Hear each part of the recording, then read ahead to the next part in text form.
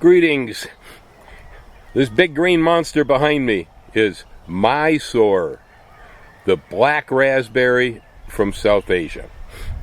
Now, I've been picking raspberries and blackberries since I was probably 8 or 10 years old. It goes back a long ways.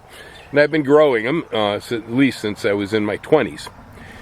I've never seen anything like this plant. Now, Hawaii has a number of wild raspberries on the island. Pretty much all of them, but for one, are considered invasive species.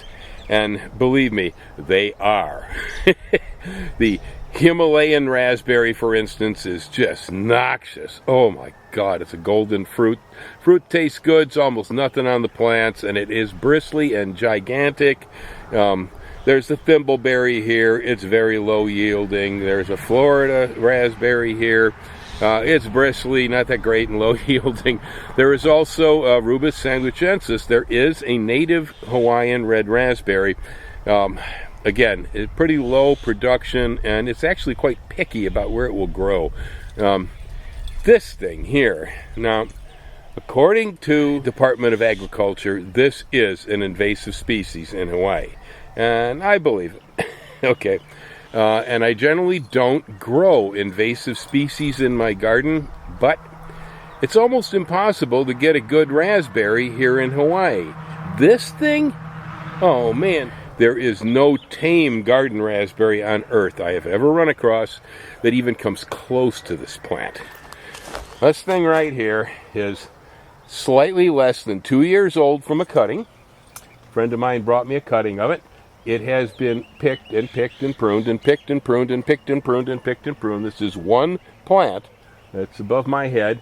I'll be pruning it again some because we don't want it to get too crazy, but this is one plant. There are literally thousands and thousands of pieces of fruit on this bush. And they are as good as any raspberry on earth. Now, folks from the eastern United States, you guys probably know black raspberries. They're quite native there. I know, that's where I first started picking them. There apparently is a western U.S. species. I've never myself found it. Some people out west may know it. I don't. But most people from the western U.S., when I talk about black raspberries, they go, oh, blackberries. No, not blackberries. I have blackberries here. They do okay. Yeah, the right varieties. Okay. But because of the way they fruit, and because my varieties are thornless, the birds just tear them apart. It's obnoxious. The blueberry is the same problem. And plant yields fine here, blueberries, but the birds just tear them to pieces. This thing, well, for starters, the berries are all in really tight knots. Okay, they're in clumps, and the birds get at it, they try, and they'll peck at it, but they can only make a rip in a berry. They can't really get the berries off of there. Plus, this thing is bristly. Oh man, it's a lesson to learn how to pick a Mysore, because there are thorns even underneath the leaves. It resists birds, because I go in here and I find bird feathers hanging in this thing where the birds got caught trying to get at the berries. And so this is the most bird-proof berry I've run across here. I actually get most of the fruit for myself, and the fruit yield is massive. I've never seen anything like this. To get this much black raspberry on a domesticated plant like Bristol or Cumberland, I would probably need at least a dozen individual plants. Here I have one. They are good. Yeah.